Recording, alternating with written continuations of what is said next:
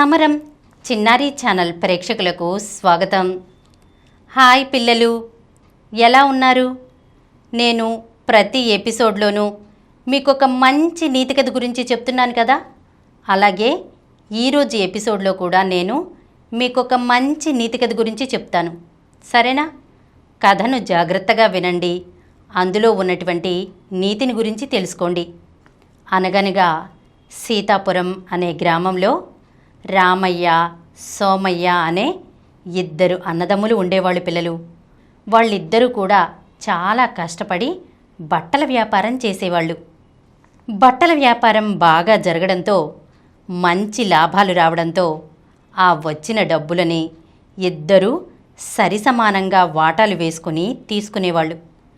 వీళ్ళందరూ కలిసిమెలిసి ఒకే ఇంట్లో ఉండేవాళ్ళు పిల్లలు.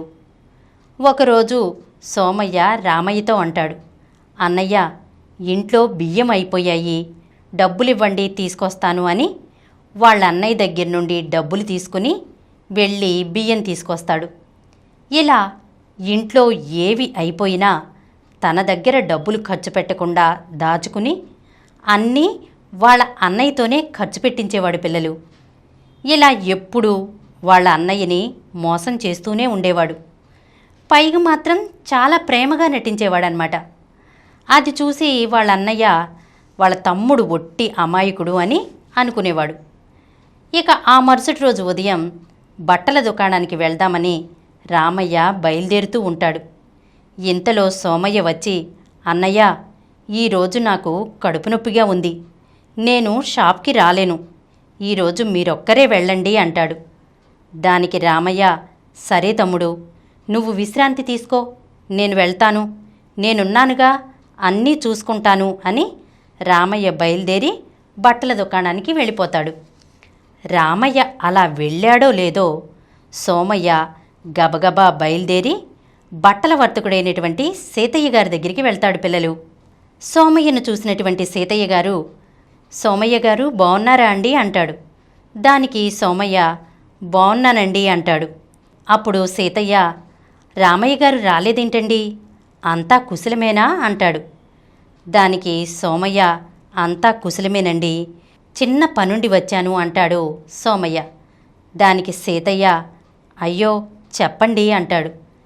అప్పుడు సోమయ్య, మీ దగ్గర కొన్ని సంవత్సరాల నుంచి బట్టలు కొంటున్నాం, కానీ ఇప్పుడు మార్కెట్లోకి కొత్త వర్తకుడు వచ్చాడు, ఆయన మీకన్నా తక్కువ ధరకి ఇస్తాను అంటున్నాడు, వెళ్ళి మాట్లాడమంటారా అంటాడు. అప్పుడు సీతయ్య, అదేంటండి, ఇన్ని సంవత్సరాలుగా నా దగ్గరే కొంటున్నారుగా, ఇప్పుడెందుకండి ఈ మార్పు అంటాడు. అప్పుడు సోమయ్య, మనకు లాభం ఎక్కడొస్తే అక్కడికే వెళ్ళాలి కదండి అంటాడు.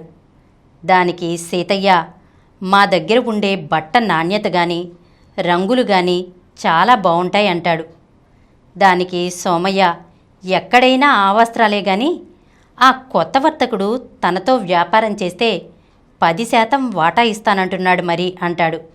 దానికి సీతయ్య, నేను మంచి నాణ్యత గల వస్త్రాలు ఇస్తూ ఉంటాను, మీరే అర్థం చేసుకోండి అంటాడు పిల్లలు.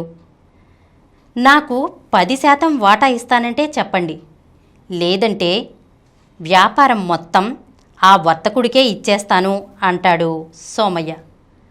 దానికి సీతయ్య చేసేదేమీ లేక, వ్యాపారం పోగొట్టుకోవడం ఇష్టం లేక, రామయ్య మీద గౌరవంతో సరేనండి ఇస్తాను అంటాడు పిల్లలు.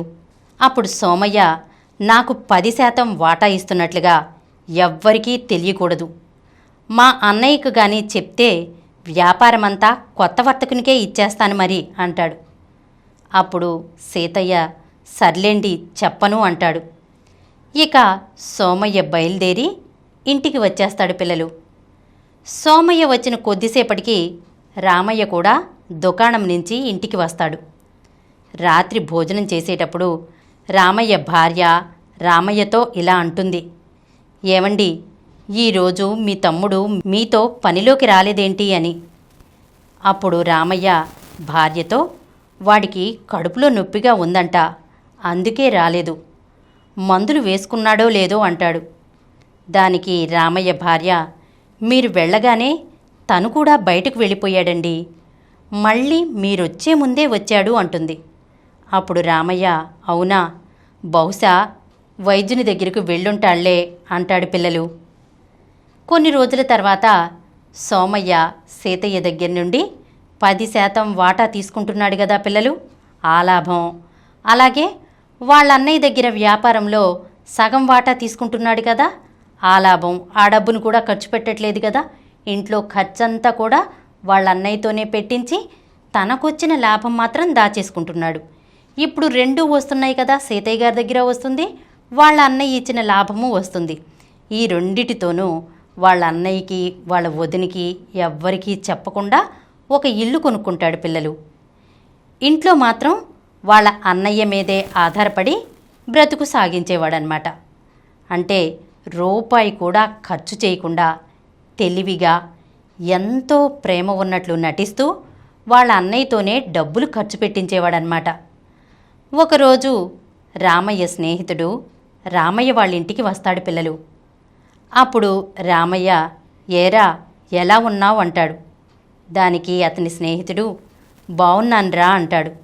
అలా ఇద్దరూ కలిసి కుశల ప్రశ్నలు వేసుకుని సరదాగా మాట్లాడుకుంటూ ఉంటారు. ఇంతలో సోమయ్య అక్కడకు వచ్చి, అన్నయ్య, రాముని స్కూల్లో చేర్పిద్దామనుకుంటున్నాను అంటాడు పిల్లలు. దానికి రామయ్య, మంచి విషయమే కదరా, చేర్పించు అంటాడు. స్కూల్లో చేర్పించడానికి డబ్బులు కట్టాలన్నయ్యా, ఇవ్వు అంటాడు. అప్పుడు రామయ్య, ఇవిగో తమ్ముడు, తీసుకెళ్ళు అని డబ్బులు తమ్ముడికి ఇస్తాడు పిల్లలు. సోమయ్య డబ్బులు తీసుకుని అక్కడి నుండి వెళ్ళిపోతాడు. ఇదంతా చూసినటువంటి రామయ్య స్నేహితుడు రామయ్యతో, ఏమిట్రా నువ్వు డబ్బులిస్తున్నావు, మీ బట్టల వ్యాపారంలో వచ్చిన డబ్బులు సమానంగా తీసుకోవట్లేదా అంటాడు. తీసుకుంటున్నాంరా, ఇప్పుడు వాడి దగ్గర డబ్బులు ఉండి ఉండవులే, వాడు కొంచెం అమాయకుడు కూడా, వాడికి ఏమీ తెలియదురా అంటాడు. అప్పుడు రామయ్య వాళ్ళ స్నేహితుడు రామయ్యతో, సోమయ్య మరీ అంత అమాయకుడేం కాదులేరా, వాడి డబ్బులను దాచుకుని నీ డబ్బులతో రోజులు గడిపేస్తున్నాడు అంటాడు. అప్పుడు రామయ్య, పోనీలేరా, ఎవరు సంపాదిస్తే ఏంటి, వాడు నా తమ్ముడేగా అంటాడు. దానికి రామయ్య స్నేహితుడు, సర్లేరా నీ ఇష్టం, నేను బయలుదేరుతున్నాను అని అక్కడి నుంచి వెళ్ళిపోతాడు పిల్లలు. ఇలా కొన్ని రోజులు గడిచాక ఒకరోజు రామయ్య సోమయ్యతో, తమ్ముడు, పండగొస్తుంది కదా, వర్తకుడి దగ్గరికెళ్ళి కొత్త సరుకు తీసుకునిరా, పండగలోపు మంచి వ్యాపారం ఉంటుంది అంటాడు. దానికి సోమయ్య, సరే అన్నయ్య, ఈ సంవత్సరం మంచి మంచి రంగులు గల వస్త్రాలు వచ్చాయి, నేను మొన్నే చూశాను అంటాడు. అప్పుడు రామయ్య, అయితే వెంటనే వెళ్ళి తీసుకురా తమ్ముడు, ఈ సంవత్సరం చాలా ఎక్కువ మంది నన్ను అడుగుతున్నారు, మన దగ్గర నాణ్యత బాగుండడం వల్ల ప్రజలు ఎక్కువ మంది మన దగ్గరే తీసుకుంటున్నారు అంటాడు. దానికి సోమయ్య సరే అని చెప్పి వెళ్ళి కొత్త సరుకంతా తెచ్చి దుకాణంలో పెడతాడు పిల్లలు. 2 రోజుల తర్వాత బట్టలు పెట్టిన దుకాణంలో చిన్న అగ్ని ప్రమాదం జరగడం వల్ల మొత్తం బట్టలన్నీ కాలిపోతాయి. వెంటనే అక్కడికి అందరూ చేరుకుని నీళ్లు వేసి ఆ మంటల్ని ఆర్పుతారు పిల్లలు. అప్పుడు రామయ్య చాలా బాధపడతాడనమాట. సోమయ్య రామయ్యతో అంటాడు, అన్నయ్య, ఇప్పుడేంటి పరిస్థితి, ఇప్పుడేం చేస్తాం అని కూర్చుని బాధపడుతూ ఉంటారనమాట. ఇంతలో సీతయ్య అక్కడికి వచ్చి కూర్చుని, ఏంటి రామయ్య గారు, ఏదో అగ్ని ప్రమాదం జరిగిందంట అంటారు. అవును సీతయ్య గారు అని బాధపడతాడు రామయ్య. అప్పుడు సీతయ్య గారు, ఎవరికీ ఏమీ కాలేదు కదండి అంటాడు. లేదండి, అందరం బానే ఉన్నాం అంటాడు రామయ్య. అప్పుడు సీతయ్య, రామయ్య గారు, కొంచెం ఆలస్యమైనా ఈ బట్టలకు చెల్లించాల్సిన మొత్తం చెల్లించండి, ఎందుకంటే నేను వేరే వాళ్ళ దగ్గర తీసుకొస్తాను కదండి, వాళ్ళు నన్ను డబ్బులు కట్టమని చెబుతున్నారు అంటాడు. అప్పుడు సోమయ్య కోపంగా, మేమేమన్నా మీ దగ్గర తెచ్చిన బట్టలు అమ్ముకున్నామా ఏంటి, బట్టలన్నీ మంటల్లో కాలిపోయాయి, ఇప్పుడు డబ్బులు ఇవ్వడం కుదరదు అంటాడు. దానికి రామయ్య, తమ్ముడు నువ్వాగు, నేను మాట్లాడుతున్నానుగా అంటాడు. అప్పుడు సోమయ్య, సీతయ్య గారు, ముందు మీరిక్కడి నుండి వెళ్ళిపోండి, మా దగ్గర డబ్బులు లేవు ఏమీ లేవు అంటాడు. దానికి సీతయ్య, ఏంటండి అలా మాట్లాడతారు? మీ దుకాణం కాలిపోతే మాదా పొరపాటు? మీరేం చేస్తారో నాకు తెలియదు. కొంచెం ఆలస్యమైనా నా డబ్బులు నాకివ్వండి అంటాడు. అప్పుడు రామయ్య, సరే సీతయ్య గారు, మీ డబ్బులు మీకు తొందరలోనే ఇచ్చేస్తామంటాడు. అప్పుడు సోమయ్య, ఏంటన్నయ్యా నువ్వు హామీ ఇస్తున్నావు అంటాడు. దానికి రామయ్య, అది కాదురా తమ్ముడు, అతను కూడా ఎక్కడి నుండో బట్టలు తీసుకొస్తాడు కదా, అవి తెచ్చి మనకి అమ్ముతున్నాడు. మనం డబ్బులు కట్టకపోతే అతనికి నష్టం వస్తుంది కదా. అయినా కూడా బట్టలు మన దగ్గరికి వచ్చాకే కాలిపోయాయి. అందుకే ఆ నష్టాన్ని మనమే భరించాలి. కొన్ని రోజులు ఓపిక పట్టు, మళ్ళీ మనం సర్దుకుంటాం, మన వ్యాపారం కూడా జరుగుతుంది అంటాడు. అప్పుడు సోమయ్య, ఈ నష్టం అంతా నేను భరించలేనన్నయ్య. అయినా నువ్వు మన వ్యాపారం గురించి ఆలోచించాలి కానీ వాళ్ళ వ్యాపారం గురించి ఆలోచిస్తావేంటి అంటాడు. దానికి రామయ్య, తప్పు తమ్ముడు, ఎవరిదైనా వ్యాపారమే. మనం నష్టపోతున్నామని ఎదుటి వాళ్ళని నష్టపెట్టడం తప్పు కదా అంటాడు. అప్పుడు సోమయ్య, అయితే నేను ఇక్కడ ఉండనన్నయ్యా, నా వ్యాపారమేదో నేను చూసుకుంటాను అంటాడు. దానికి రామయ్య, అదేంట్రా తమ్ముడు అలా మాట్లాడుతున్నావు? ఇప్పుడేం జరిగిందని? వ్యాపారంలో అవకతవకలు జరుగుతూ ఉంటాయి, దాని గురించి ఇల్లు వదిలి వెళ్ళిపోతావా, నన్ను వదిలి వెళ్ళిపోతావా నువ్వు అంటాడు. దానికి సోమయ్య, అన్నయ్య, నువ్వు కూడా మన గురించి ఆలోచించట్లేదు కదా, వేరే వాళ్ళ వ్యాపారం గురించి ఆలోచిస్తున్నావు. అలా అయితే నేను ఉండలేను అని సోమయ్య తన భార్య పిల్లలను తీసుకుని అక్కడి నుండి తను కొత్తగా కట్టుకున్న ఇంట్లోకి వెళ్ళిపోతాడు. పిల్లలు సోమయ్య వెళ్ళిపోయినందుకు రామయ్య అతని భార్య కూడా చాలా చింతిస్తారు. పిల్లలు ఇంతలో విషయం తెలిసి రామయ్య వాళ్ళ మామగారు రామయ్య వాళ్ళ ఇంటికి వస్తారన్నమాట. ఏంటల్లుడు గారు, దుకాణంలో అగ్ని ప్రమాదం జరిగిందట కదా అంటాడు. దానికి రామయ్య, అవునండి అని చెప్తాడు. ఎవరికీ ఏమీ కాలేదు కదా అంటాడు. ఏమీ కాలేదండి అంటాడు రామయ్య. అప్పుడు ఆయన, ఏంటి సోమయ్య ఇంట్లో కనిపించట్లేదు అని అడుగుతాడు. దానికి వాళ్ళ అమ్మాయి అంటే రామయ్య భార్య జరిగిన విషయమంతా చెప్తుంది. పిల్లలు చెప్పి వాళ్ళ నాన్నగారితో అంటుందన్నమాట, నాన్నగారు, వ్యాపారంలో అంతా నష్టపోయాం, ఏం చెయ్యాలో అర్థం కావటం లేదండి అంటుంది.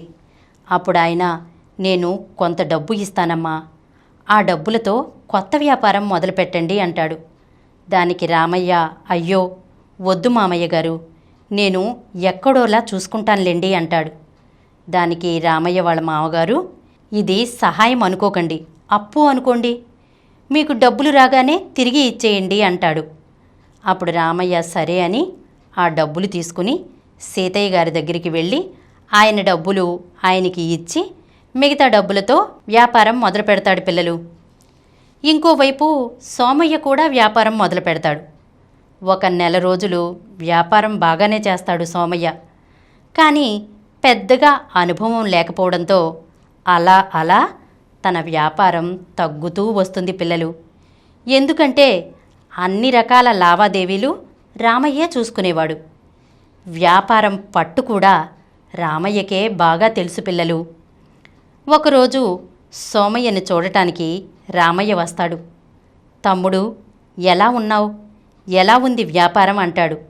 దానికి సోమయ్య, ఏంటి నువ్వు లేకపోతే నేను వ్యాపారం చేయలేననుకున్నావా, నాకు కూడా వ్యాపారం బాగా తెలుసు, నేను చేయగలను అంటాడు. దానికి రామయ్య, అది కాదురా, నేను చెప్పేది విను, నువ్వు ఏ వర్తకుడి దగ్గరైతే సరుకులు తెస్తున్నావో వాడి దగ్గర నాణ్యత అంతా బాగోదు, ఒకసారి నేను చెప్పేది వినరా అంటాడు. అప్పుడు సోమయ్య, నాకు తెలుసన్నయ్య, నీకన్నా నేను ఎక్కువ సంపాదిస్తున్నానని నన్ను చూసి ఈర్ష్యపడుతున్నావంటాడు. దానికి రామయ్య, తమ్ముడు, నిన్ను చూసి నేనెందుకురా ఈర్ష్యపడటం, నువ్వు బాగుపడటమే నాకు కావాలి అని చెప్తుంటే సోమయ్య సమాధానం కూడా చెప్పకుండా తల పక్కకు తిప్పుకుంటాడు. పిల్లలు ఇక రామయ్య చేసేదేమీ లేక అక్కడి నుంచి వెళ్ళిపోతాడనమాట. రామయ్యకు వ్యాపారంలో అనుభవం ఉండడంతో మంచి లాభాలు సంపాదిస్తాడు. పిల్లలు లాభాలు వచ్చాక ఆ డబ్బులు తీసుకెళ్ళి వాళ్ళ మామగారికి తిరిగి ఇచ్చేస్తాడు. కొన్ని రోజుల్లో సోమయ్య దగ్గర కొన్న వస్త్రాలకి నాణ్యత బాగోలేదని ప్రజలు సోమయ్యని నిలదీస్తారు. అలా తన వ్యాపారం బాగా తగ్గిపోతుంది పిల్లలు. ఉన్న డబ్బులన్నీ అయిపోయి నష్టాలు వచ్చి అప్పులు పాలై ఇల్లు కూడా అమ్మేస్తాడు పిల్లలు. అప్పుడు అర్థమవుతుందన్నమాట సోమయ్యకి. వాళ్ళ అన్నయ్య చెప్పిన మాటలను గుర్తు తెచ్చుకుని చాలా బాధపడతాడు పిల్లలు. తన అన్నయ్య చెప్పిన మాటలను వినకుండా చేసినందుకు తనకు మంచి గుణపాఠం లభించిందని చాలా బాధపడతాడు. ఇప్పుడు నా చేతిలో రూపాయి కూడా లేదు, ఏం చేయాలో అర్థం కావట్లేదు అని భార్యతో చెప్పి చాలా బాధపడతాడు. అప్పుడు సోమయ్య భార్య అంటుందన్నమాట, చూశారా, మీ అన్నయ్యతో ఉన్నప్పుడు వ్యాపారం ఎంత బాగుండేదో. బావగారికి వ్యాపారం గురించి అన్నీ తెలుసు. మనం మళ్ళీ అక్కడికే వెళ్ళిపోదామండి. ఆయన మనల్ని తప్పకుండా క్షమిస్తారు అంటుంది. ఇక సోమయ్య, భార్య, కొడుకు ముగ్గురు కలిసి రామయ్య వాళ్ళింటికి వెళ్తారు. సోమయ్య రామయ్య వాళ్ళింటికి వెళ్ళి రామయ్య కాళ్ళ మీద పడి క్షమాపణలు కోరతాడు పిల్లలు. అన్నయ్య, నువ్వు చెప్పిన మాటలను వినకుండా పెడచెవిన పెట్టినందుకు నాకు బుద్ధి వచ్చింది. ఇక నుండి ఎప్పుడూ అలాంటి పనులు చేయను, నన్ను క్షమించు అన్నయ్య అని అంటాడు. దానికి రామయ్య, నువ్వు నా తమ్ముడివిరా, నీకేదైనా ఆపదొస్తే అది నాకు వచ్చినట్లే. అయినా మనమందరం కలిసి ఉంటేనే నాకు సంతోషంరా, ఇంకెప్పుడు అలా వెళ్ళిపోతానని అనకురా అంటాడు. అప్పుడు సోమయ్య, ఇంకెప్పుడు అలా చెయ్యనన్నయ్య అని చెప్పి ఆ రోజు నుండి కూడా అన్నదమ్ములిద్దరూ కలిసి మంచిగా వ్యాపారం చేసుకుంటూ సంతోషంగా జీవిస్తారు పిల్లలు. పిల్లలు, ఈ కథను విన్నారు కదా, ఏమర్థమైంది మీకు ఈ కథ ద్వారా? పిల్లలు, మనసులో కపటం పెట్టుకుని వేరే వాళ్ళని మోసం చేద్దాము అనుకుంటే వాళ్ళకి వాళ్లే మోసం చేసుకున్నట్లు పిల్లలు. ఎప్పుడూ కూడా ఎదుటి వాళ్ళని మోసం చేయకూడదు. అసలు మోసం చెయ్యాలి అనే ఆలోచననే మన మనసుల్లోకి రానివ్వకూడదు.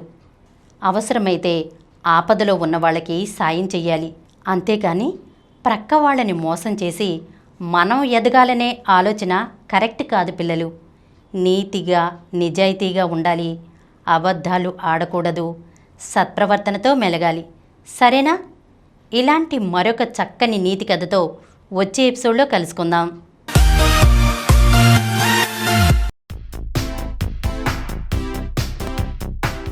ఈ కార్యక్రమం మీకు ఎంతో నచ్చింది కదా?